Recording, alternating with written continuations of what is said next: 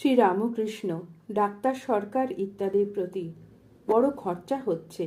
Doctor ভক্তদিগকে দেখাইয়া তা এরা সব প্রস্তুত, বাগানের খরচ সমস্ত দিতে এদের কোনো কষ্ট নাই। শ্রীরামকৃষ্ণের প্রতি এখন দেখো কাঞ্চন চাই। শ্রীরামকৃষ্ণ নরেন্দ্রের প্রতি, বল না। ঠাকুর নরেন্দ্রকে উত্তর দিতে আদেশ করিলেন। নরেন্দ্র চুপ করিয়া আছে।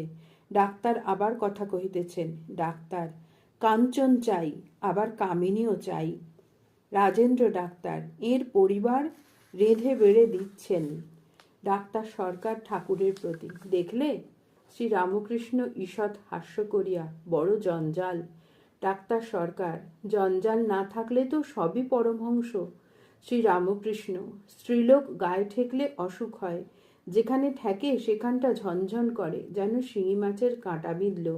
ডাক্তার, তা বিশ্বাস হয়, তবে না হলে চলে কই? শ্রীরামকৃষ্ণ, টাকা হাতে করলে হাত বেঁকে যায়, নিঃশ্বাস বন্ধ হয়ে যায়।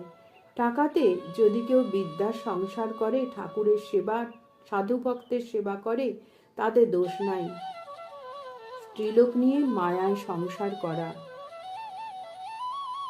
তাতে ঈশ্বরকে ভুলে যায়। যিনি জগতের মা, তিনি এই মায়ার রূপ, স্ত্রীলোকের রূপ ধরেছেন। এটি জানলে আর মায়ার সংসার করতে ইচ্ছা হয় না। সব স্ত্রীলোককে ঠিক মা বলে বোধ হলে তবে বিদ্যার সংসার করতে পারে। ঈশ্বর দর্শন না হলে স্ত্রীলোককে কি বোঝা যায় না? হোমিওপ্যাথিক ওষুধ খাইয়া ঠাকুর কয়দিন একটু ভালো আছেন। জয় ঠাকুর।